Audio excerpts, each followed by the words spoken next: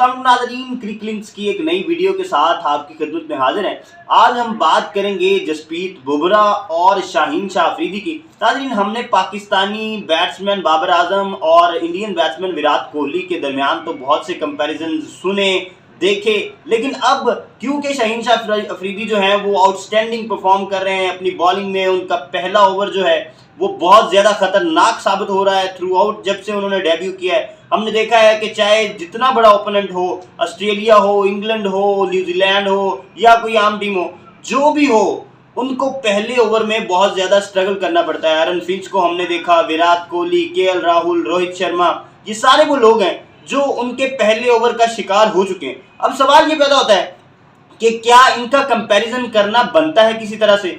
अब हमने रिसेंटली एक बयान सुना आकिब जावेद साहब की तरफ से। आकिब जावेद जो कि लाहौर कलंदर के कोच हैं और उसके साथ साथ शाहीन शाह अफरीदी को पिछले तकरीबन 4 साल से लाहौर कलंदर में हम देख रहे हैं। 2018 में उन्होंने डेब्यू किया लाहौर कलंदर की तरफ से और तब से वो आकिब जावेद की ट्रेनिंग में है, उनकी कोचिंग में। उनका कहना ये है आकिब जावेद का शाहीन शाह अफरीदी के बारे में कि शाहीन शाह अफरीदी जसप्रीत बुमराह से बहुत हद तक बेहतर है और वो ये समझते हैं कि जो जसप्रीत बुमराह है वो लेस थ्रेटनिंग है, यानी कब खतरनाक बॉलर हैं वो शाहीन शाह अफरीदी से अगर कंपैरिजन किया जाए उनका।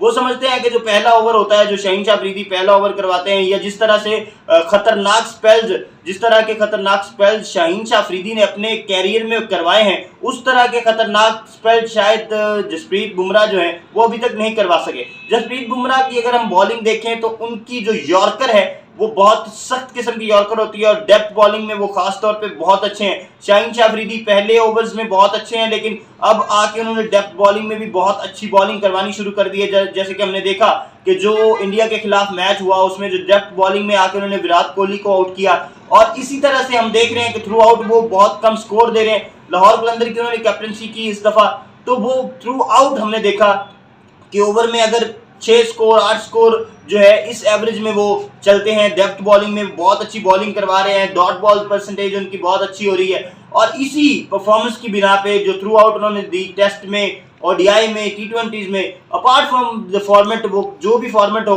वो बेहतरीन बॉलिंग करवा रहे हैं। और हमने देखा कि जो उनकी यॉर्कर है, खास तौर पे जो इन स्विंग यॉर्कर है, उसका जवाब कहीं नहीं है। अब अगर हम जसप्रीत बुमराह और इनका कंपैरिजन करें तो जसप्रीत बुमराह ने 2013 में आईपीएल डेब्यू किया था मुंबई इंडियंस की तरफ से और उसके बाद उन्हें 3 साल लगे कि वो 2016 में इंडिया की तरफ से जो है ऑस्ट्रेलिया के खिलाफ उन्होंने डेब्यू किया।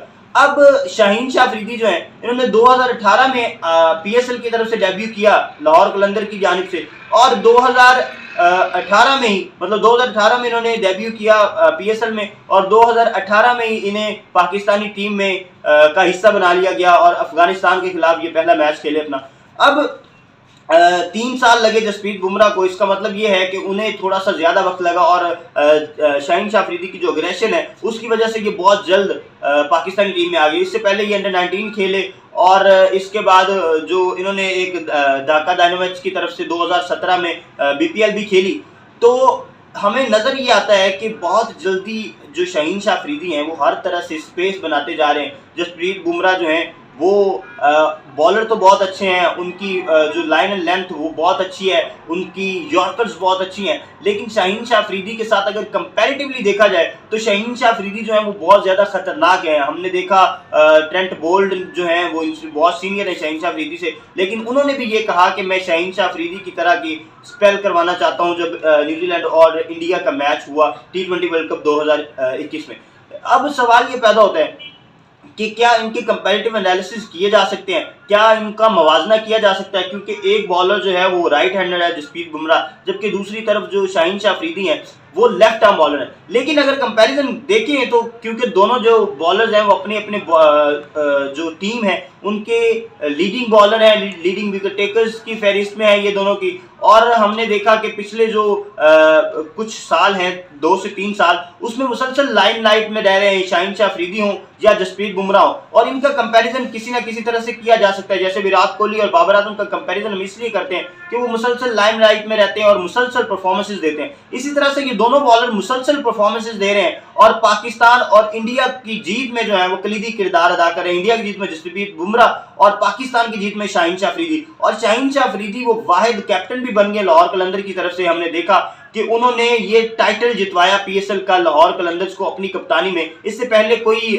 दूसरा जो कैप्टन है वो ऐसा नहीं कर सका। हालांकि बड़े नाम आए, ब्रेंडन मैकलम जैसे नाम आए, एबी डिविलियर्स जैसे नाम आए, और भी काफी लोग जो जिन्होंने कैप्टनसी की लाहौर कलंदर की, लेकिन वो टाइटल नहीं जितवा सके। और हम देखते थे कि बड़ी जल्दी दौड़ से बाहर हो जाता था टाइटल की लाहौर कलंदर, और मुसलसल पहले मैचेस हारना और इस तरह की बड़ी आउट फॉर्म रही। लेकिन अब जो एक हमने देखा इस दफा कैप्टनसी शाहीन शाह अफरीदी की, तो उसमें वो वापस आया। लेकिन जसप्रीत बुमराह जो है वो दूसरी जानिब अपनी इंडिविजुअल परफॉर्मेंस तो बहुत अच्छी दे रहे हैं, लेकिन शायद कप्तानी जो है वो अभी तक उनको मिली भी नहीं उस तरह से। और वो कप्तानी जब देंगे तो शायद उनकी परफॉर्मेंसेस पे मजीद जो देखा जाएगा कि वो किस तरह की परफॉर्मेंसेस देते हैं। आकिब जावेद की जो राय है वो इसलिए ज्यादा मैटर करती है कि आकिब जावेद पिछले 4 साल से शाहीन शाह अफरीदी के साथ हैं, और उन्होंने 1992 का वर्ल्ड कप जो पाकिस्तान जीता उसका भी वो हिस्सा थे, और बहुत अच्छी बॉलिंग भी उन्होंने करवाई थी फाइनल में भी और ओवरऑल भी।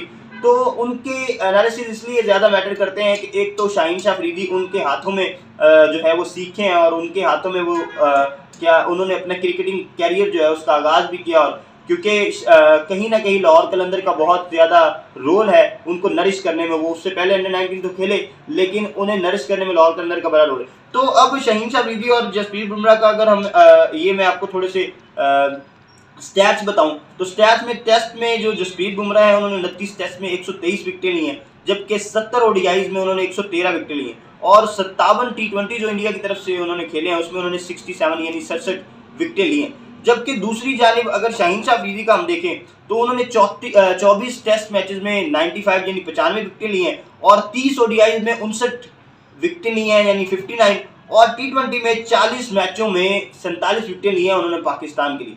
लेकिन सबसे अहम चीज़ ये है कि किस जगह पे विकेट ली जा रही है वो, और क्या आप डेप्थ बॉलिंग में और आके टेल एंडर्स को आउट कर रहे हैं, या आप जो शुरू में आके अटैक कर रहे हैं और शुरू के बैट्समैनों को आउट कर रहे हैं। तो ये बड़ा मैटर करता है। और शाहीन शाह अफरीदी का पलड़ा यहाँ पे भारी है, क्योंकि वो हमेशा हमने देखा कि पहले जो उनके 2 ओवर होते हैं उसमें वो ओपनर्स को अटैक करते हैं, आते साथ ही जो उनकी फुल लेंथ एक इन स्विंगिंग बॉल होती है मोस्टली कोशिश करते हैं वो यॉर्कर करें। उन्होंने एक बयान में बताया कि उन्होंने मिचेल स्टार्क से ये बात सीखी है। वो देखते थे मिचेल स्टार्क को, और जो वो देखते थे कि आते ही यॉर्कर्स करते हैं मिचेल स्टार्क, तो उनकी ये ख्वाहिश थी कि किसी दिन मैं भी इसी तरह से कोशिश करूंगा कि फुल लेंथ पे यॉर्कर करके आते ही जो विकेट लूं और अपने मुल्क के लिए ये करूं। तो इसी तरह से उन्होंने जो किया वो मुसलसल करते जा रहे हैं और वो विकेट्स लेते जा रहे हैं। लेकिन अब ये है कि हमने देखा कि शाहीन शाह अफरीदी और बुमराह को अगर हम कंपैरिजन पे रखें तो शाहीन शाह अफरीदी ने क्रिकेटर ऑफ द ईयर